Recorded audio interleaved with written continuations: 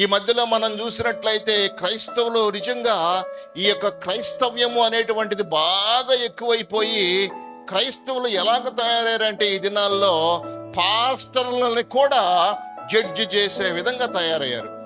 పాస్టర్లను కూడా, పాస్టర్ గారు అంటే బైబిల్ ట్రైనింగ్ చేసి వచ్చి అంతకుముందు ఎంతో ఒక దాసుని దగ్గర ఎంతో పని చేసి కష్టపడి ఆయన కాళ్ళు నొక్కి ఆయన బ్యాగులు మోసి చాపలేసి టెంట్లేసి రకరకాలైనటువంటి కార్యక్రమాలన్నీ చేసి ఇవన్నీ చేసి బైబిల్ కాలేజీలో చదువుకొని దేవుని యొక్క సువార్తను తిండి ఉండి తినక కష్టపడి కుటుంబం కొరకు ప్రయాసపడుతూ అన్నం తిని తినక ఉపవాసం ఉండి ఎంతగానో కష్టపడుతూ ప్రయాణం చేస్తూ ఎంతో మందికి సువార్తను ప్రకటిస్తూ ఉన్నటువంటి దైవజనుడిని కూడా ఈ దినాల్లో ఆయనకు మార్కులు వేస్తారు.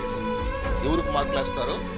దైవజనుడికి మార్కులు వేస్తారు. అంటే చెప్పే వాక్యము మనకి ఎంతవరకు అర్థమవుతుందా, మనకి ఎంతవరకు దాన్ని అన్వయించుకుంటున్నామా, మనలో ఉన్నటువంటి ఏదైనా బై మిస్టేక్ ఉంటే వాటిని తీసేసుకోవాలి కదా, వాటిని బట్టి మనము పర్ఫెక్షన్లోకి రావాలి కదా అనేటువంటి ఆలోచన మర్చిపోయి ఎలాగున్నారంటే దైవజనుడిని చూస్తున్నారు, దైవజనుడికి మార్కులు వేస్తున్నారు. వీళ్ళే తూకం దోస్తున్నారు దైవజనుడిని. రేపొద్దున యేసు ప్రభు దగ్గరికి వెళ్ళిన తర్వాత ఇంకా ఆయన తూకం దోచాల్సిన అవసరం ఏం లేదు, వీళ్ళు తూకం దోస్తారు. చెప్పినటువంటి వాక్యము మనకెంత అర్థమైంది, ఆ వాక్యము ద్వారా మనము ఏమైనా పొందుకున్నామా, ఒక్క క్రొత్త మాట అయినా నేర్చుకున్నామా అన్న విషయాన్ని మనము జ్ఞాపకం చేసుకోవాలి.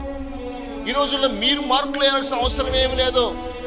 విశ్వాసులైనటువంటి వారు దైవజనుడికి మార్కులు వేయాల్సిన అవసరం లేదు. ఎందుకంటే దేవుడే ఆయన ఎప్పుడో ఏర్పాటు చేసుకున్నాడు. జగత్తు పునాది వేయబడక మునిపే దేవుడు ఆయన దైవజనుడుగా ఏర్పాటు చేసుకున్నాడు. ఆయనకి డబ్బు ఉండకపోవచ్చు, ఆయనకి అందం ఉండకపోవచ్చు, ఆయనకి ఐశ్వర్యం ఉండకపోవచ్చు, ఆయనకి ప్రెస్టీజ్ ఉండకపోవచ్చు, ఆయన పెద్ద పెద్ద డాక్టరేట్లు చదువుకొని ఉండకపోవచ్చు, కానీ దేవుడు ఏర్పాటు చేసుకున్నాడు.